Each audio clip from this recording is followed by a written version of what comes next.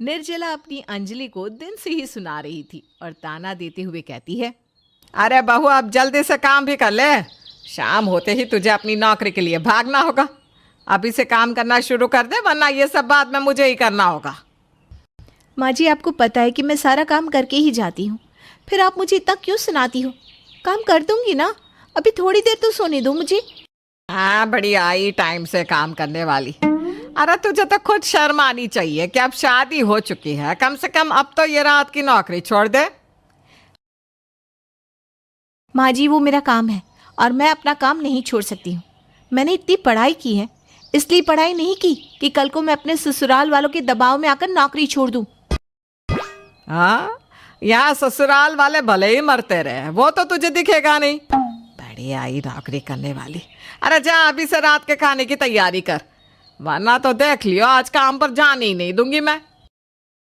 माँ जी, वही बोलो जो कर पाओ, वरना चुप ही रहो। अरे अपनी सास को बस अब चुप करवाती रहे। देख बहू, तू मुझे अपनी दुश्मन मत मान। मैं जो भी कह रही हूँ वो तेरी भलाई के लिए बोल रही हूँ। ऐसा अच्छा नहीं लगता कि रात रात भर बहू बाहर काम करे। माँ जी, अगर आप मेरी दुश्मन नहीं हो तो दुश्मनों वाली बातें क्यों कर रही हो? अरे हम आज के समय में रह रहे हैं और आप कैसी बातें कर रही हैं? अब भी ऐसा सोचना। बहू, काम के बाहर भी एक जिंदगी होती है, उस पर भी थोड़ा ध्यान दिया कर। माँ जी, मुझे तो ये समझ में नहीं आता कि आप लोगों को मेरे काम करने से इतनी ज़्यादा परेशानी आखिर क्यों है, और मैं आपकी और बात अभी नहीं सुनने वाली हूँ। अंजलि की रात की नौकरी थी, इसलिए उसे रात में नौकरी पर जाना पड़ता था और यही चीज़ अंजलि की सास को बिल्कुल भी पसंद नहीं थी। लेकिन अंजलि अपनी बात के आगे अपनी सास की बात नहीं मानती थी और रात में नौकरी करने जाया करती थी। ऐसे ही एक शाम अंजलि काम पर जाने के लिए तैयार हो रही थी, तभी अंजलि का पति अभिनव आता है और अंजलि को पीछे से गले लगा लेता है। ओ अंजलि, कितना टाइम हो गया है, हमने एक दूसरे के साथ टाइम ही नहीं बिताया, और तुम्हें तो अपने पति का जरा भी ख्याल नहीं रहता। अरे कभी तो मेरे बारे में सोच लिया करो जाने मन। मेरे पतिदेव, मुझे हर वक्त आपका ही ख्याल रहता है, यहाँ तक कि मेरा तो काम में भी दिल नहीं लगता, पर अब क्या करूँ, मजबूरी जो है। आहा, आज तो बहुत प्यार आ रहा है अपने पति पर। चलो इसी बहाने प्यार तो आया। अंजलि, आज रात ना हम कहीं बाहर घूमने चलते हैं, जहाँ बस हम दोनों हो और कोई ना हो। अच्छा जी, इतनी देर से इसलिए मस्का लगाया जा रहा था? नहीं नहीं, मुझे कहीं नहीं जाना, मुझे बहुत काम है। वैसे भी तुम रहो यहाँ अकेले, मैं चली जॉब पर। अभी तक तो तुम्हारा इतना अच्छा मूड हो रखा था, और अब अचानक से ये क्या बकवास करने लगी? एक दिन तो अपने पति के लिए निकाल ही सकती हो ना। वही तो मैं भी कहती हूँ कि एक दिन निकाल लो ना अपने पति के लिए। मैं भी दिन भर घर पर अकेले बोर हो जाती हूँ। तुम एक दिन निकाल लो, कर लो ऑफिस की छुट्टी, फिर तुम भी खुश और मैं भी खुश। तुम्हें अच्छे से पता है ना, मैं ऑफिस से छुट्टी नहीं ले सकता, और इस टाइम तो बिल्कुल भी नहीं। पता भी है मेरा एक दिन की छुट्टी करना मुझ पर कितना भारी पड़ सकता है। अच्छा, तो मतलब तुम छुट्टी ना करो और बस हमेशा दोनों माँ बेटा मिलकर मुझे ही बोलते रहो, मैं काम छोड़ दूँ, मैं छुट्टी ले लूँ, है ना? अरे मैंने काम छोड़ने के लिए कब कहा? मैं तो बस एक दिन की छुट्टी लेने को कह रहा हूँ। इतना तो तुम कर ही सकती हो ना मेरे लिए। सॉरी माय डियर हस्बैंड, मैं ना ही छुट्टी करूँगी और ना ही यहाँ आपके साथ और गुफ्तगू करूँगी। मैं चली अपने काम पर, बाय बाय। इतना बोलकर अंजलि वहाँ से चली जाती है और अभिनव का मुंह बन जाता है। अंजलि की नौकरी को कोई नहीं समझता था, हर कोई बस अंजलि को काम छोड़ने के लिए कहता रहता। ऐसे ही कई दिन निकल जाते हैं। कुछ दिनों बाद अंजलि को अगली सुबह भी आने में बहुत देरी हो जाती है। जब तक अंजलि घर नहीं आई तब तक घर में खाना भी नहीं बना। वहीं निर्जला को भी चक्कर आ रहे थे, और जब अंजलि घर आती है तो उसकी ननद ज्योति अंजलि को सुनाने लगती है। भाभी, आपको हर वक्त बस काम ही दिखता है क्या? यहाँ माँ की कल रात से इतनी ज़्यादा तबीयत खराब हो गई है, आपको वो नहीं दिखा? मटकते हुए चली गई नाइट शिफ्ट करने। मुझे नहीं पता था कि माँ जी की तबीयत खराब है। और माँ जी, अगर आपकी तबीयत खराब थी तो आपने मुझे कुछ बताया क्यों नहीं? कल रात तक तो आप बिल्कुल ठीक थी।